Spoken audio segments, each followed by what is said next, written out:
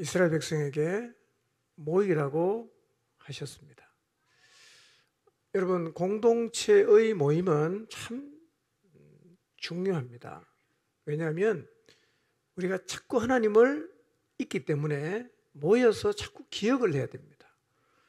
여러분, 만약에 한 달에 한 번 정도 모이면 우리 신앙이 어떻게 될 것 같아요? 상상하기도 어렵겠죠? 주일 낮예배 설교를 제가 저녁에 다시 좀 정리하고 요약해서 말씀을 드립니다. 이렇게 말씀하시는 분이 있어요. 낮에 다 들었는데 뭘 저녁에 또 가냐. 그런 분이 계시거든요.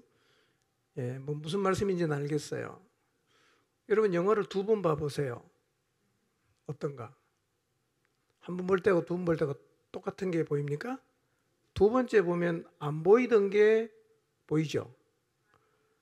예, 영화는 두 번 보고 중요한 거는 세 번도 보면서 왜 하나님 말씀은 두 번 듣는 걸 그렇게 힘들어 하는지 모르겠어요.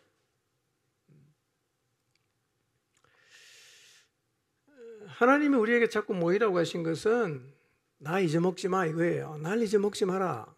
나 잊어먹으면 너희가 세상에서 인생의 의미와 목적도 같이 잊어먹으니까 자주 모여서 나를 기억해라 라고 말씀을 하시는 겁니다. 그래서 우리가 모여서 뭘 해야 되느냐면 모이면 하나님의 말씀을 들어야 돼요. 모여서 다른 걸 하면 별로 의미가 없습니다. 하나님 말씀을 들어야 돼요. 하나님을 기억해야 됩니다. 이런 일은 자주 할수록 좋습니다. 아멘입니까? 자주 할수록 좋죠. 그런데 문제는 이 인간들이 하나님을 잘 잊어먹는데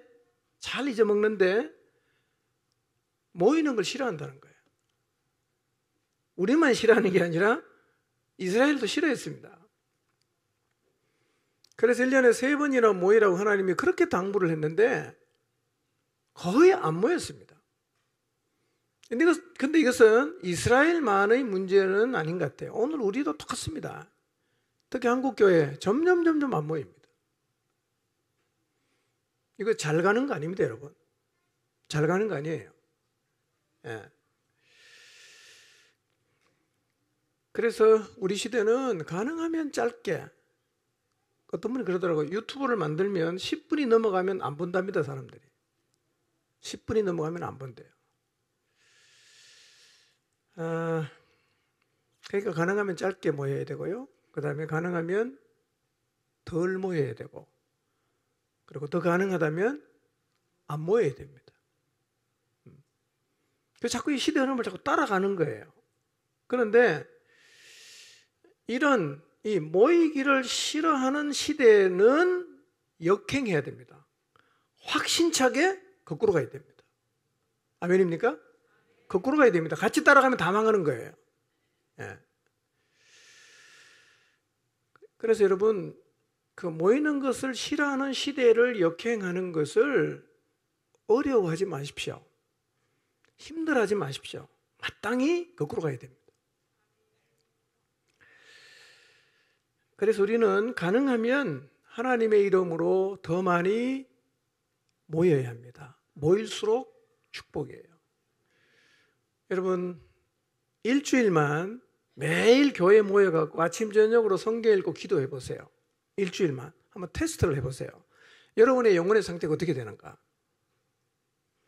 일주일 내내 산으로 돌로 놀러 다녀보세요. 그 두 개 한번 비교해 보세요. 어떤 차이가 있는가? 엄청난 차이가 있습니다, 여러분. 일주일이면 완전히 바닥으로 갈 수 있고 일주일이면 완전히 하늘로까지 갈 수 있습니다. 그러니까 여러분, 모이는 거를 힘들어하지 마시기 바랍니다. 예, 마지막 때가 될수록 진짜 성경 말씀 그대로요, 우리는 더욱 열심히 모여야 합니다. 이스라엘은 3대 절기가 있었잖아요. 우리는 모이는 게 꼭 성경에 말하는 절기, 그런 의미는 아닙니다. 그러나 어쨌든 우리가 모이는 게 너무 중요하고 모여야 우리 영혼이 살기 때문에 1년에 2번 전교인 수련회 하는데요. 저는 참 이게 우리 교회에 만들어진 아주 좋은 전통이라고 생각을 합니다. 이 행사를 진행하려면 굉장히 많은 분이 수고를 해야 돼요.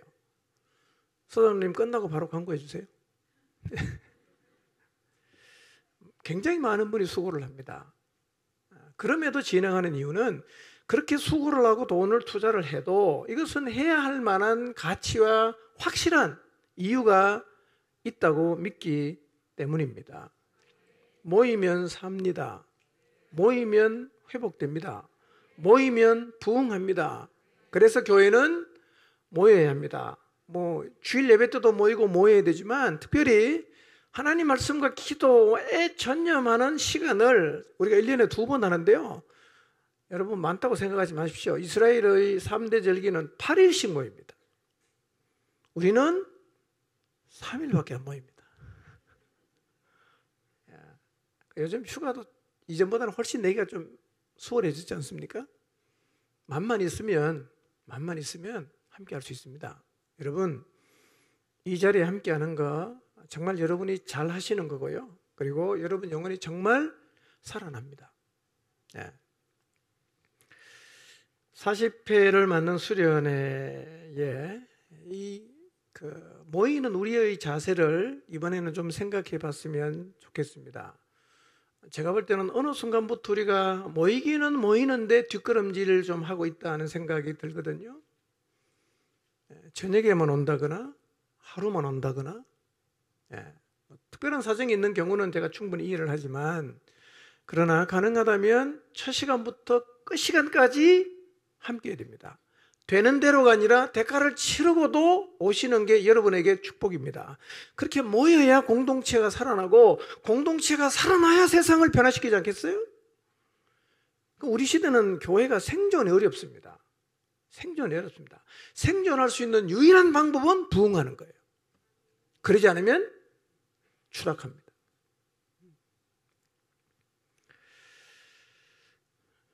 이스라엘 역사의 교훈은 뭐냐? 모이면 부흥하고 안 모이면 바닥친다는 거죠. 이게 특히 구약의 그 열왕들의 역사 속에 아주 극명하게 드러나 있습니다. 여러분 열심히 모이는 거 매우 중요합니다. 이번 수련회 오늘 우리가 낮 시간에 저녁에 읽었던 느헤미야 8장에 있는 말씀처럼 수문 앞의 부흥을 우리가 기대하는 마음으로 함께 나가기를 바랍니다.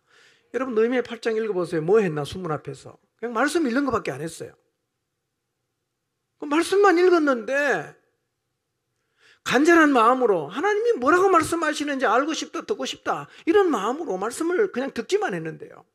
회개가 일어나죠. 애통하죠. 눈물 흘리죠. 그리고 마음속 깊은 곳에서 하나님이 주시는 기쁨이 막 샘솟듯이 솟아나는 엄청난 역사가 일어났어요. 동일하게 우리가 하나님이 뭐라고 말씀하시는지 알고 싶다. 하나님이 오늘 우리를 향해서, 오늘 나를 향해서 뭐라고 말씀하시는지 듣고 싶다. 이렇게 사모하는 마음으로 우리가 주님 앞에 나온다면 수련회를 통해서도 수문 앞 광장의 놀라운 부흥이 경험되리라고 믿습니다. 저는 이번 수련회를 통해서 무엇보다도 우리가 하나님의 영향 그리고 그분의 말씀의 영향을 전적으로 받게 되기를 바랍니다. 하나님 앞에서 내 존재를 다시 한번 확인하고 하나님 말씀에 온전히 사로잡혀서 말씀에 사로잡히면 어떤 열망이 올라오냐면 순종하고 싶다 이게 나오는 거예요. 저 말씀대로 살고 싶다 이 열망이 나오게 돼 있어요. 온전히 하나님 말씀에 사로잡혀서 그 말씀대로 순종하며 살고 싶은 열망이 우리 모두의 마음속에서 일어나게 되기를 바랍니다. 기도하겠습니다.